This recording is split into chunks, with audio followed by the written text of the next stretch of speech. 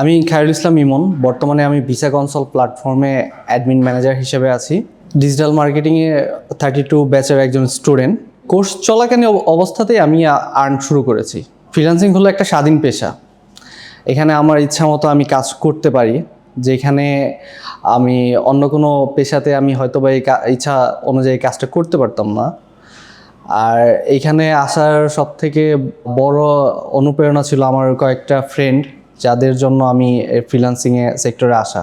আমি ই-লার্নিংয়ে কোর্স করার আগে আমি ই-লার্নিংয়ের সামনে দিয়ে আগে যখন যাইতাম আসতাম, তখন দেখতাম যে ই-লার্নিং নামে এখানে একটা প্রতিষ্ঠান আছে কল্যাণপুরে। তো আমার অফিস ছিল তখন মিরপুর 1 নম্বরে। তো প্রতিদিন যাওয়া আসা হয়তো এই কারণে দেখতাম।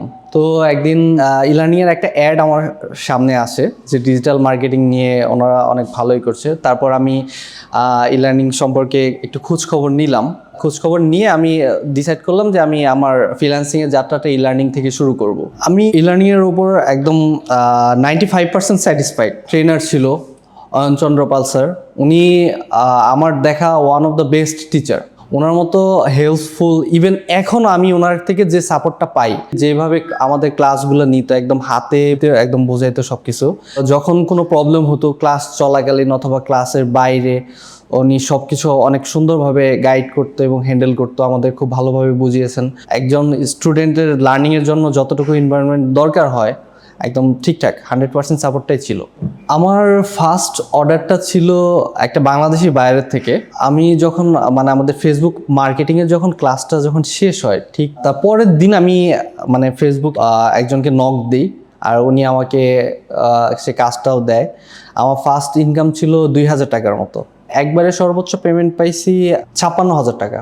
এখন পর্যন্ত আমার আর্ন টাকার হিসাবে যদি এই করি, তাহলে আমার আর্ন 2 লাখ টাকার উপরে। ফ্রিল্যান্সিংটা আসলে যারা নিজ হিসেবে নিচ্ছে, আসলে ফ্রিল্যান্সিং বলতে এখানে অনেকগুলো সেক্টর আছে। আমি ডিজিটাল মার্কেটিংয়ে কোর্স করেছি। ডিজিটাল মার্কেটিংয়ের মধ্যে অনেক কাজ করার জন্য অনেকগুলো সেক্টর আছে। সেই ক্ষেত্রে সোশ্যাল মিডিয়া মার্কেটিং আছে, গুগল অ্যাডস আছে, এসইও আছে। যে কোনো একটা, আপনি যে সব কিছু নিয়ে কাজ করবেন সেটা কোনোই না। আপনি যে কোনো একটা আপনি ভালো করে শিখেন, আপনি ওই একটা জিনিসের উপর মন দেন, তাহলে আপনি আপনার ফিউচারে আপনি শাইন করতে পারবেন। আর এইখানে হলো ফ্রিল্যান্সিংয়ে ধৈর্য থাকতে হবে। যদি আপনার ধৈর্য না থাকে, তাহলে আপনি লাইফে কিছু করতে পারবেন না ফ্রিল্যান্সিং সেক্টর নিয়ে। কারণ আপনি যে ফার্স্টে যে আর্ন করবেন, এটা আপনি যে কোর্স চলাকালীন সময়ে করবেন নাকি কোর্স শেষ হওয়ার 6 মাস পরে করবেন, এটার কোনো গ্যারান্টি নেই। এটা পুরোটা নির্ভর করে আপনি ক্লায়েন্টের সাথে, আপনি ক্লায়েন্টকে কেমন করে হ্যান্ডেল করছেন সেটার উপর। আপনাকে আগে ক্লায়েন্টের হ্যান্ডেলিংটা শিখতে হবে ভালো করে। আপনি ক্লায়েন্টের সাথে কোন টপিকটা নিয়ে কথা বলবেন, আপনার ক্লায়েন্টকে আপনি কি কি সুবিধা দিবেন, আপনি ক্লায়েন্টের সাথে একদম সব কিছু খোলামেলা বলতে হবে, তাহলে ক্লায়েন্ট আপনার উপর স্যাটিসফাইড হবে। 2025 সালে ফেসবুকে ঢুকলে দেখা যাবে যে অনেক প্রতিষ্ঠান আছে যারা ডিজিটাল মার্কেটিং নিয়ে অথবা ফ্রিল্যান্সিং নিয়ে এই কোর্স সেই কোর্স করছে। দেখা যায় যে কেউ কোর্স অফার করতেছে 500 টাকায়, কেউ আবার কোর্স অফার করতেছে 5,000 টাকায়, কেউ 50,000 টাকায় কোর্স অফার করতেছে।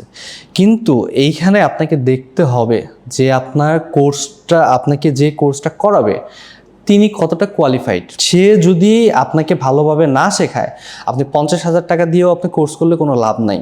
সে যদি বর্তমান ডিজিটাল ওয়ার্ল্ডটাকে না জানে, এখন আপনাকে আগে ডিসাইড করতে হবে যে আপনি কোন ওয়েতে আপনি কোর্সটা করবেন, আপনার মেন্টর কেমন, আপনার ট্রেনার কেমন, আপনি এই প্রতিষ্ঠান থেকে, একটা প্রতিষ্ঠানে আপনি কোর্স করছেন, সেখান থেকে আপনি কেমন সাপোর্ট পেলেন। দেখা যায় যে আজ থেকে হয়তো বা 2 বছর পরে অথবা 6 মাস পরে, 1 বছর পরে একটা নতুন কোনো কিছু শুরু হতে পারে। যেমন এখন আর্টিফিশিয়াল ইন্টেলিজেন্সের যুগ। এখন আপনি এই এআই ইউজ করে কিভাবে আপনি ডিজিটাল মার্কেটিংটা আরও সহজ থেকে সহজতর করতে পারবেন, আপনার এখন সেই জিনিসটা আপনাকে জানা দরকার। কারণ আপনি যদি এআইয়ের সাথে এখন যদি আপনি চলতে না পারেন বা এআইয়ের সাথে আপনি পথ চলতে না পারেন, সেক্ষেত্রে আপনার জন্য ফ্রিল্যান্সিং সেক্টরটা অনেক বেশি কঠিন হয়ে যাবে। তো আপনি যখন ফ্রিল্যান্সিংটা শুরু করবেন, আপনি আগে ডিসাইড করেন যে আপনি কোন জিনিসটা নিয়ে কাজ করবেন, আপনার মধ্যে কোন স্কিলটা আছে, আপনার মধ্যে কাজ করার মেন্টালিটিটা কেমন।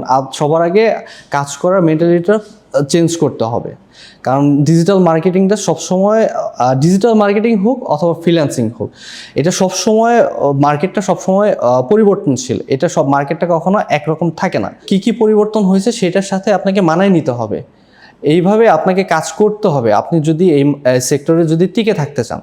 ই লার্নিং আমাকে তার সর্বোচ্চটা দিয়েছে, আমি সেই সর্বোচ্চটা ইউজ করে আমি আজকে এই পর্যন্ত এসেছি।